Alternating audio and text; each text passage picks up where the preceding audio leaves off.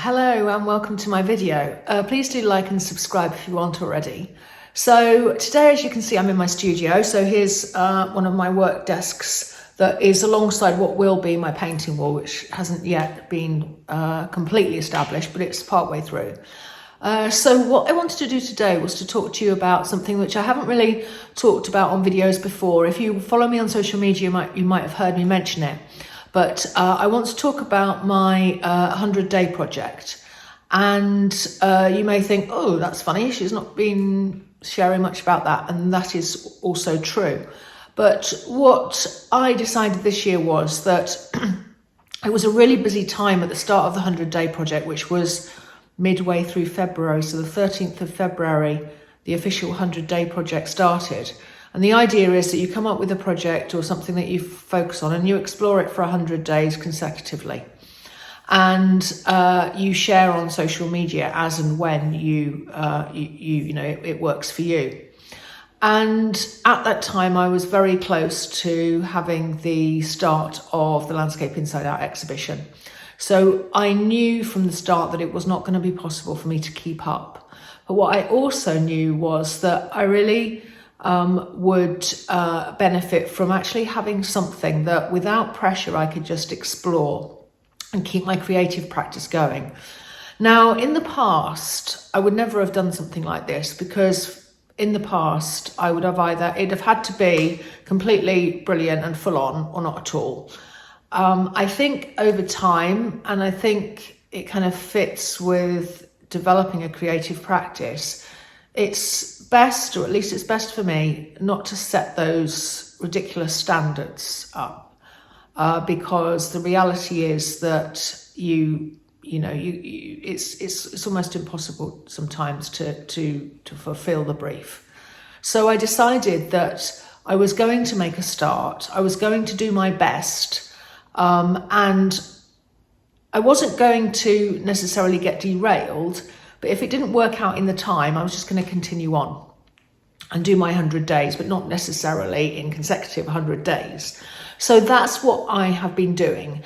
And so let me just give you a little bit of background. So I started in February, and what I wanted to do was to focus on what I have been doing is focusing on exploring a little bit more the use of inks and soft pastels. And I decided to make it simple for myself by working entirely in sketchbooks. So I've been working in two different sketchbooks, one which is a Sea White of Brighton square format chunky sketchbook, which is fairly lightweight cartridge paper. And the other is what's called indigo, and I'll share them with you in a minute. And it's a handmade watercolorish paper, landscape format book. And so I've been exploring the use of both of those materials in combination. That was kind of it. That was my remit that I set for myself. And so I started at the beginning, and sometimes I was able to do quite a few quite quickly because I only set myself a limit of 15 minutes per element if you're going to do 100 sort of thing. So I've often been taping the books and doing more than one at a time and then missing days. So it's not been following the format of 100 days. But I intend at the end of it to have 100 elements within these sketchbooks. And so I have been sometimes working from life, working outside in the landscape, and sometimes just working away in my sketchbook, actually in the studio or at a desk, like the one you can see here. And so where I'm at now is I'm approximately halfway through. I'm about at the 50 point. So what I thought I would do is to turn the camera around in a minute and just share with you where I'm up to. And then just mention briefly what I'm planning. So I do intend to do 100. I'm not going to do it in the time because if we think I'm on about 50, it's actually most people that have been keeping up with it are on 80 something. So they're nearly done. So I think it's the 23rd of May that is the sort of like the end point. So of course I'm not going to be done then. And I don't know exactly when I'm going to be done because I'm not going to say I've got to do it now for every day, but I might do more than one on one day and not on another. So I will fit it in so that it becomes more manageable for me. And the benefit, I think, is that if I hadn't done this, I'd have nothing to show for it. At least at this point in time, I have, quite a bit to show for it. Just simple exploration, enjoying the process, enjoying the materials and getting to know them a little bit more, and just having a play, really. That was the intention. I didn't want to stifle myself. So it really was just about exploring and playing with the materials. And I think having done as much as I've now done, I might set a few parameters, not to restrict me, but to kind of help me, really, by setting some boundaries. I often think that having some boundaries really helps, rather than everything being a free-for-all. Right, I'm going to turn the camera around and just share with you very briefly what I've done so far. Okay, so just briefly then, I have been using a mixture of inks and pastels, soft pastels. And if I just start with the ink, so in here I've got, mostly these are Liquitex inks, 30 mils, which I find really rich and vibrant. They're quite small pots, especially if you spill them like me. And these are all muted colours, so I'll talk a bit more about those colours once we get into the sketchbook sharing. I've also got a magic ink here, which is one of the brown colours, and I've got a Dr. P.H. Martin's mahogany as well, and also a Wallace Seymour Paris Red ink as well. So those are my mix of inks. And then in terms of pastels, I have been using, this box is the landscape range from Unison, really beautiful colours, but very soft.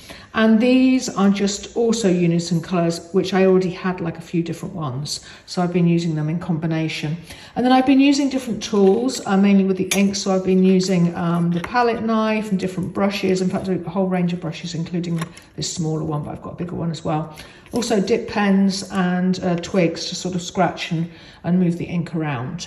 So those are the sorts of tools. And then I've been trying to use different approaches to create different marks and effects, especially with the inks. Sometimes I've been diluting it, sometimes I've been using it neat, and I have been applying it in different ways, and sometimes brushing it on, sometimes spraying it with water so that it sort of dissolves and you don't get the same solid lines. So I'm going to share the sketchbooks with you now. Okay, this is going to be a bit of a whistle-stop tour. I'm going to go through some of the pages quite quickly, but just to say, I started with looking at the palette. This is the landscape set I mentioned to you, and then this is some additional ones I had. And then I started purely just with pages looking at them on their own. So these were just the pastels on their own, the Unison pastels. I also looked at the ancient drawing materials from Wallace Seymour. Decided not to progress with those that much, actually. So this is just a page that I started with. So I've got burnt sienna, I've got a yellow ochre. These are all sort of pastel chunks. I've got the porphyry, I've got the graphite cigar there, I've got some cobalt blue. So I arranged and I sort of tried them out, and then decided that I was going to just stick with the Unison for the purposes of these exercises. And then in terms of the inks, I mentioned to you the inks. These are all the different colours I used. So the muted colours are from Liquitex. So the turquoise, the grey, the green and the violet. And then I had an earth brown, which is magic. I didn't mention before. The Paris Red, which is Wallace Seymour. And the mahogany, which is the P.H. Martin's. Okay, so I'm going to now flip through how I started. And all I was doing was exploring the use of inks on their own in these first ones, and then I started to combine. These were all done in the studio, by the way. This was me just trying out every single ink I had. This was again just pastel, and this is where I started to combine, and I started to tape the pages at this point, and I rather liked that clean edge I was getting with the inks butted up. So this was the ink, then pastel. This was using a couple of pastels and a couple of inks, taping the pages. As you can see, the pages have gone rather wavy. Pastels first, then inks. That was a rather messy page. Just trying things out, seeing what I could combine. And then this is very recent. I just sort of started again but with in a larger format. Again, it was taped using the inks, this time diluted, and pastels over the top. So I now want to share with you a different sketchbook because I was getting quite frustrated with this paper and the way it was waving. So I'm going to share now the thicker paper. Okay, so this is a rather nice landscape format book, hardback with a strap over, which is an Indigo Artway book. And it has a very nice paper. And I'm going to just flick through fairly quickly so that you can just see what I've done here. Again, combining the inks and the pastels in various ways. Hopefully that you can see all of that.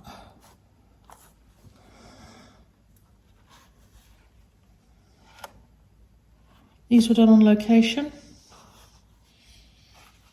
These were done on location.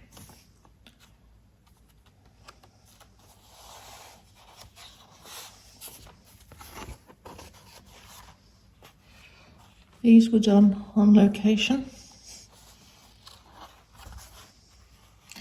These were done on location, but in a completely different environment at the coast in Tenby. The previous ones were all of my panoramic views and of the moorland. This is also Tenby on location, referencing lobster pots and the buoys and so on. This is also on location, referencing buildings. This was again Tenby. This was actually in the studio.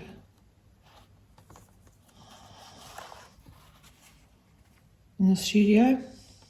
Starting to play around with edges and so on. And then this is the final one that I've just been working on, and I just thought I'd share it with you. It was done in the studio, and this is how I tape them.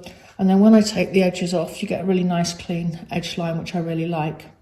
So what I think I'm going to come on to do is I'm going to use the idea of writing words that reflect different types of use of the ink and of the pastel, and then I'm going to combine those words and use them as a sort of a reference when I'm creating a piece, so that instead of me just sort of playing around, I've actually got a whole list of words that probably just, reflect things like smear, scrape, dilute, swish, drip, splodge, all that sort of thing. So I can have a list that will help me to push the mark making in both the inks and the pastels.